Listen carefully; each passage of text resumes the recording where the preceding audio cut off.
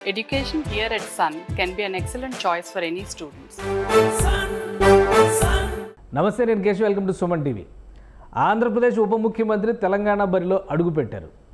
ఎన్నికల తర్వాత రాష్ట్రంలో పదవి బాధ్యతలు చేపట్టిన తర్వాత బిజీగా గడిపిన పవన్ కళ్యాణ్ కొండగట్టు అంజన్న సన్నిధికి బయలుదేరారు. ఆయనకి అడుగడుగున జన నీరాజనం పలుకుతుంది. మరోవైపు రెండు పార్టీల శ్రేణులు, ఇటు జనసేన అటు బీజేపీ శ్రేణులు కూడా ఘన స్వాగతం పలుకుతున్నటువంటి పరిస్థితి. ఇది కేవలం మొక్కుబడి తీర్చుకునే కార్యక్రమమేనా, లేదా పవన్ కళ్యాణ్ మనసులో తెలంగాణ బరిలో నిలిచేటువంటి ఆలోచన మరోసారి మొలకెత్తిందా? రాబోయేటువంటి స్థానిక ఎన్నికల సమరానికి జనసేన పార్టీని సన్నద్ధం చేస్తున్నారా? ఈ అంశాలపైన విశ్లేషణ చూద్దాం. మనతో పాటు పొలిటికల్ అనలిస్ట్ చందు శ్రీనివాస్ గారు ఉన్నారు. చందు శ్రీనివాస్ గారు నమస్కారం. నమస్కారం కేశవ్ గారు. జనసేన పార్టీ ఆంధ్రప్రదేశ్లో అసలు ఎమ్మెల్యే అసెంబ్లీ టచ్ చేయలేరు అన్న వ్యక్తి 100% రిజల్ట్, బంబార్డింగ్ అంటారు కదా, ఆ రేంజ్లో అక్కడ అడుగు పెట్టారు. 15 రోజులుగా చూస్తున్నాం ఆయన బాధ్యతలు తీసుకున్న తర్వాత క్షణం తీరిక లేకుండా అటు అధికారిక కార్యక్రమాలు ఇటు ప్రజలతో మమేకం కావడం. ఈ క్రమంలోనే మొక్కు తీర్చుకుంటానంటూ తెలంగాణకు వస్తున్నారు. ఏంటి దీని వెనక? డెఫినెట్గా అన్ని వ్యూహాలు ఉంటాయి. ఎందుకంటే మీరు చెప్పినట్టు వ్యూహాలు నాకు వదిలేయండి, నేను ఎన్ని సీట్లు తీసుకున్నా నాకు ప్రోత్సహించను అన్నాడు. దాని వ్యూహం ఏంటో మనం ఢిల్లీ స్థాయిలో తాకింది, చూసాం కదా. ఆ కూటమిని ఆయన వ్యతిరేకించిన వాళ్ళందరూ కూడా నోటి మీద వేలేసుకున్న పరిస్థితి, విమర్శించిన వాళ్ళు ఆయన చూపించడానికే భయపడిన వాళ్ళు ఈరోజు ఆయన ఇది లేదే ఏ ఛానల్ నడవట్లేదు. ఫ్రంట్ లైన్ మీడియా కూడా అర్థం చేసుకోవచ్చు, నేషనల్ మీడియా కూడా ఆయన గుర్తించింది. ఇతను వ్యూహం ఎందుకు తగ్గాడు మనం అనుకున్నాం. అసెంబ్లీ గేటు దాటనివని చెప్పి చాలా మంది విమర్శించిన వాళ్ళు ఇంటికే పరిమితం అయిపోయారు. ఆయన హ్యాపీగా మీరు అన్నట్టు 21 ఆయన అందరు అభిమానులు అదే ట్రోల్ చేస్తున్నారు. అవును, రా రా రా అన్నారు. నేను అసెంబ్లీకి వస్తే మీరు ఎవరో రాలేదు. సాక్షాత్ చెప్పాడు కూడా. అయ్యన్న పాత్రుడిని అప్రిషియేట్ చేసే ముందుగా స్పీకర్ గారు మీరు గౌరవంగా మాట్లాడాలని చెప్తా. ఇప్పుడు మరి ఎందుకో మరి ప్రజలు 11కే తీర్పిచ్చారు. ఆ నాయకుడితో పాటు 11 మంది పారిపోయారు అన్నాడు. అంతే కదండి. ఇప్పుడు ఆయన గేటు తాకనివన్నారు, హుందాగా ఉండాలి, ప్రజల తరపున మాట్లాడాలి. 21 మందికి 21 తారీఖు చూడండి, విధి ఎంత రాత. 21 మంది గెలిచారు, 100% స్ట్రైక్ రేటు. 21 తారీఖు అసెంబ్లీలో అడుగుపెట్టారు. ఇక మీరన్నట్టు ఫస్ట్ సారి తెలంగాణకు ఉప ముఖ్యమంత్రి హోదాలో రావటం తను ఎక్కువగా పెరిగింది. హైదరాబాద్లోనే యూనివర్సిటీ స్టూడెంట్స్ కావచ్చు, తెలంగాణ సమాజంలో అనేక సేవా కార్యక్రమాలు చేశాడు. ట్రైబల్ ఏరియాల్లో వాళ్ళకి కనీసం ఫ్లోరోసిస్ ఇదితో వాటర్ కూడా లేనప్పుడు బోర్లు వేయించాడు. అనాథ శరణాలయానికి డబ్బులు కొన్ని లక్షల రూపాయలు ఇచ్చాడు. అంటే ఇక్కడ తెలంగాణ సాహిత్యం ఆయనకు బాగా ఇష్టం, గద్దర్ అంటే బాగా ఇష్టం. అటువంటి రాజకీయాల్లో నువ్వు ఎక్కడ కూడా ఉండి ఉండాల్సిందే. చాలా ఆనందపడేవాడు. గద్దర్ గారితో నేను కూడా పర్సనల్ గా 2-3 సార్లు ఇంటరాక్ట్ అయినప్పుడు పవన్ కళ్యాణ్ గారి గురించి ఆయనకున్న ప్రేమను కూడా ఆయన ఎక్స్ప్రెస్ చేశారు. అలాంటి వాళ్ళు సక్సెస్ కావాలి అని అవ్వాలన్నాడు. ఆయన చివరి కోరిక చివరి రోజులు కూడా చెప్పాడు, పవన్ కళ్యాణ్ మంచి నాయకుడిగా ఎదుగుతాడని. నిజంగా గద్దరు ఇటువైపు అయితే అటు వంగపండు సాహిత్యాన్ని అలవాటు చేసుకున్నాడు. ఎందుకంటే ఒకప్పుడు నక్సల్స్లో వెళ్ళిపోదాం ఈ సమాజం వద్దన్న వ్యక్తి నుంచి ఈ రోజున ఒక రాజకీయ నాయకుడు ఎమర్జీ అయిన తీరు అందరూ ఆస్వాదిస్తున్నారు. ఏదైతే ఆంధ్రప్రదేశ్లో ఎంత ఫ్యాన్ బేస్ ఉందో తెలంగాణలో కూడా అంతే బేస్ ఉంది. ఎందుకంటే వైసీపీ టీడీపీ పోటీ చేయలేని సమయంలో కూడా సరే ఎంత ఓట్లు వచ్చిందనేది పక్కన పెడితే పోటీ చేశాడు.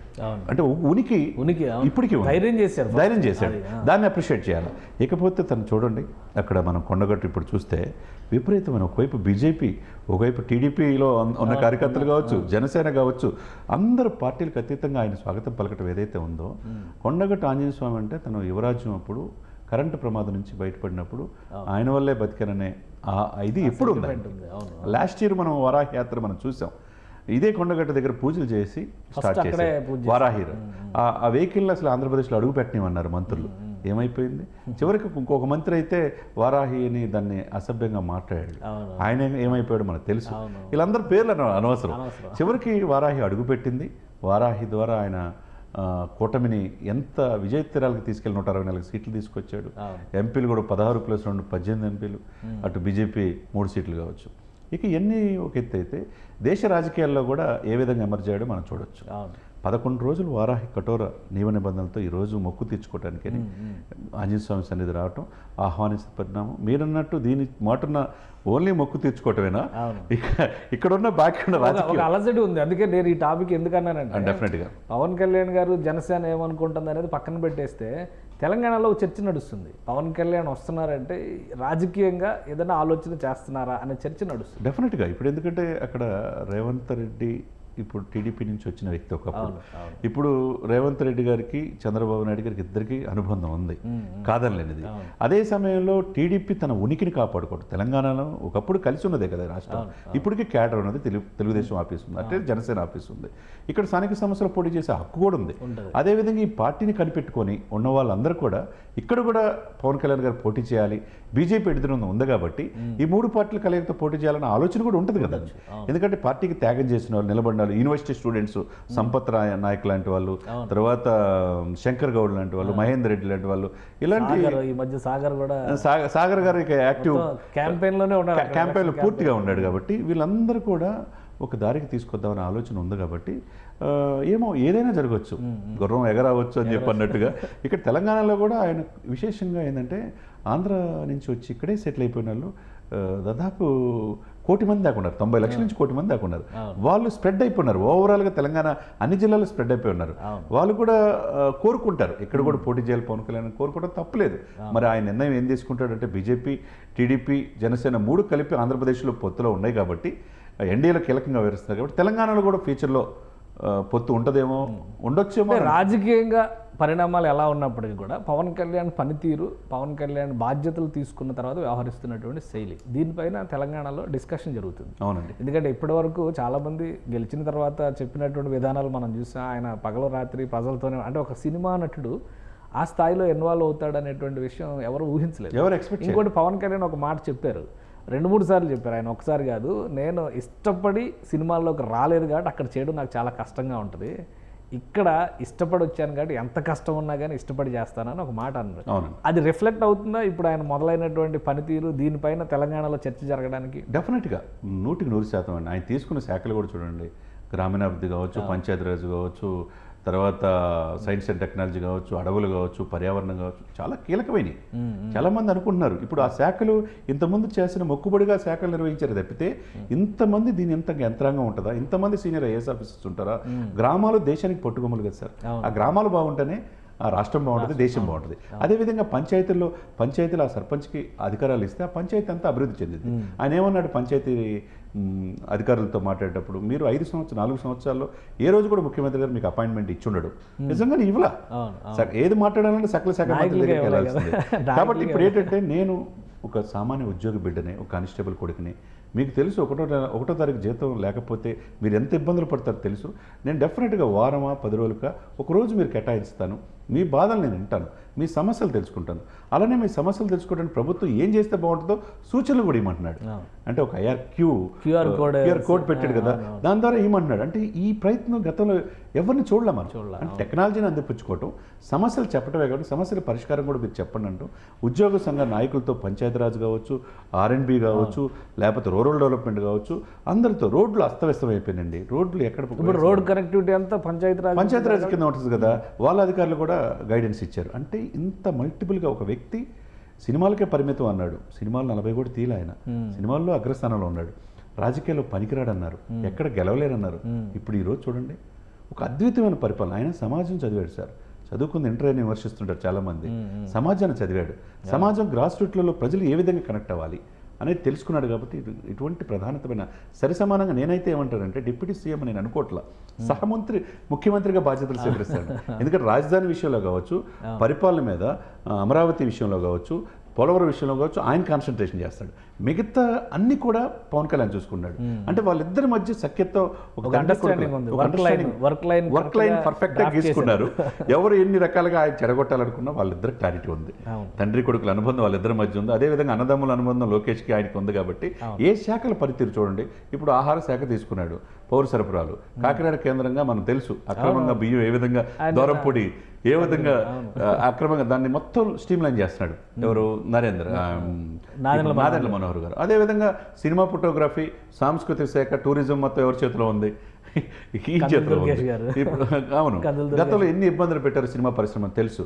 అంటే కీలకమైన శాఖలు దాదాపుగా నాకు తెలిసి 5+2 మొత్తం 12 శాఖలు ఉన్నాయండి ఈ ముగ్గురు దగ్గర. అంటే జనసేనకి ఎంత ప్రాధాన్యత ఇస్తున్నారో టీడీపీ, మనం తెలుసుకోవచ్చు. గవర్నమెంట్లో వస్తున్నటువంటి ప్రాధాన్యత. అదేవిధంగా దానికి తగ్గట్టుగా ఉరుకులు పరుగులెత్తుతున్నట్టుగా నాయకుడితో పాటు వీరు సరిసమానంగా వెళ్తున్నారు. కాబట్టి ఒకవైపు తిరుమలలో చూడండి ప్రక్షాళన కావచ్చు, ఇప్పుడు అడవులు కావచ్చు, ఏదేమైనా కానీ ఇక్కడ తెలంగాణ సమాజం కూడా ఆలోచిస్తున్నారంటే ఒక ఉప ముఖ్యమంత్రికి ఇంత చక్కగా నెల కూడా కాలేదు సార్. ఇక్కడ ప్రతి దాని మీద 10 నుంచి 15 గంటలు రోజు రివ్యూ చేస్తున్నాడంటే, అన్ని శాఖల మీద ఒక అవగాహన తెచ్చుకుంటాడంటే, అక్కడ ఆఫీసర్స్ కూడా మేము అనేక మంది ముఖ్యమంత్రుల దగ్గర చేశాం కానీ ఇంత డీప్ నాలెడ్జ్ ఎవరికి లేదు. మేము కూడా సంతోషంగా ఉన్నాం. ప్రతిదీ కూడా క్లీన్గా ప్రతిదీ క్వశ్చన్ అడుగుతున్నాం, ఆన్సర్ సమాధానం చెప్పాలి, మేము కూడా ప్రిపేర్ అయ్యి వెళ్తున్నాం అని ఆఫీసర్స్ అంటున్నారంటే మనం దాన్ని బట్టి మనం అర్థం చేసుకోవాలి. సో అంటే రేపు తెలంగాణలో లోకల్ బాడీ ఎలక్షన్స్ ప్రిపేర్ అవ్వాలి. ఆల్మోస్ట్ బహుశా జూలై ఎండింగ్కి అయిపోతున్నట్టు ఉంది, జూలై ఆగస్ట్ అంటున్నారు. ఈ అనౌన్స్మెంట్ కూడా రావచ్చు. లోకల్ బాడీ ఎలక్షన్స్కి జనసేన పార్టీ సన్నద్ధం అయ్యే అవకాశాలు అవ్వచ్చండి. ఎందుకంటే తెలంగాణకి క్యాడర్ ఉంది. ఇక్కడ ఆయనకి ప్రతి గ్రామంలో ఆయన అభిమానులు ఉన్నారు. అదేవిధంగా బీజేపీకి సంస్థాగతంగా మనం ఎంపీ సీట్లు ఎన్ని వచ్చినాయి, మనం 30% ఓటు బ్యాంక్ పెంచుకుంది. ఇక సంజయ్ గారు మాస్ లీడర్ మళ్ళీ తిరిగి వచ్చాడు, కేంద్ర మంత్రి, ఇప్పుడు కేంద్ర హోంశాఖ మంత్రిగా ఉన్నారు. ఒకవైపు కిషన్ రెడ్డి గారు బొగ్గు గనుల శాఖ మంత్రిగా ఉన్నారు. పార్టీ ఎంపీలో 8 స్థానాలు ఎగబాకింది. అంటే రేపు ఫ్యూచర్లో ఇక్కడ కూడా బీజేపీ అధికారులు రావాలని కోరుకుంటుంది శాసనసభలో. అదేవిధంగా ఆ సపోర్ట్ కావాలంటే టీడీపీకి ఉన్న క్యాడర్, స్ట్రాంగ్ బేస్ క్యాడర్ ఉంది. అదేవిధంగా జనసేన క్యాడర్ కూడా కలిసి వస్తే ఈ 3 పార్టీలు రేపు కలవచ్చు. మరోసారి తెలంగాణ సెంటిమెంట్ అనే డిస్కషన్కి అవకాశం ఉన్నదంటారా ఈసారి? బీఆర్ఎస్ ఇప్పుడు అధికారంలో లేదు కాబట్టి ఈ కూటమిగా వచ్చింది. ఎందుకంటే చంద్రబాబు నాయుడు గారు లేదా తెలుగుదేశం పార్టీ వచ్చిన ప్రతిసారి సమైక్యవాదుల దండయాత్ర అనే ప్రచారం చేస్తాం. అయ్యే ఉండదండి, ఇప్పుడు అది మర్చిపోయారు. ఇక్కడ ఏంటంటే నీళ్లు నిధులు నియామకాల మాటన తెలంగాణ ఏ విధంగా అయింది. ఆయన తాడేపల్లికి ప్యాలెస్ పరిమితం అయ్యాడు కాబట్టి, ప్రజలు దూరం అయ్యాడు కాబట్టి ఆయన్ని 11 మాత్రమే పరిమితం చేసి ప్రధాన ప్రతిపక్ష హోదా పోయింది. ఆయన మిత్రుడు ఇక్కడ ఈయన కూడా ప్రగతి భవన్కి పరిమితం అయ్యాడు కాబట్టి ఈయన కూడా వద్దనుకున్నారు, ఫామ్ హౌస్ వద్దనుకున్నారు. ఇక్కడ ఇప్పుడు 2 రాష్ట్రాల పరిస్థితి ఏంటంటే, వాళ్ళు ఒకరికొకరు ఇచ్చిపుచ్చుకునే ధోరణిలో వాళ్ళిద్దరు మాజీలు అయిపోయారు.